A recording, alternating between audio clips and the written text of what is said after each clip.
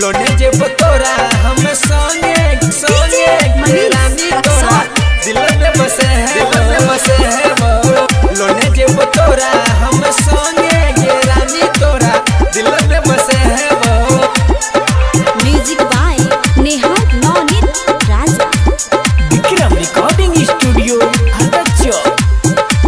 सुन सुन के पगली बनैबो अपना है के दिल में तोरा बस लियो अपना।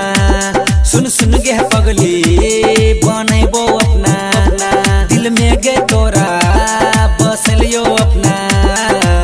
लोने जेब तोरा हम संगे गे रानी तोरा दिल में बसे है वो।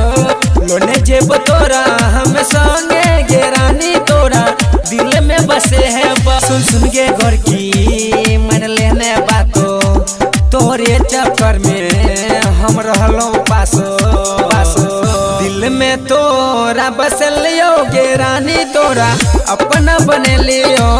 दिल में तोरा बस लियो गे रानी तोरा अपना बने लियो। लोने जेब तोरा हम संगे संगे गे रानी तोरा दिल में बसे है वो। लोने जेब तोरा हम संगे गे रानी तोरा दिल में बसे है वो। तन्हा जिंदगी हम न जीबै तोरा बिना हम न कनबै तन्हा जिंदगी हम न जीबै तोरा बिना नहीं अब हम कनबै। जाई न गेलै हन गौआ के गोरी अब हम नहीं डरेबै कर लेबो हम शादी के पगली अब हम नहीं डरे हेबा। लोने जेब तोरा हम संगे संगे के रानी तोरा दिल में बसे है वो। लोने जेब तोरा हम संगे के रानी तोरा दिल में बसे है वो।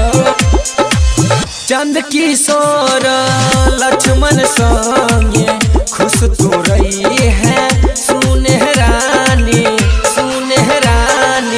चंद किशोर लक्ष्मण संगे तू खुश रही है सुनहरानी। कोना जीते डिगे राजा गे रानी तू खुश रही है। दिल से दुआ दै छियो गे रानी तू खूब खुश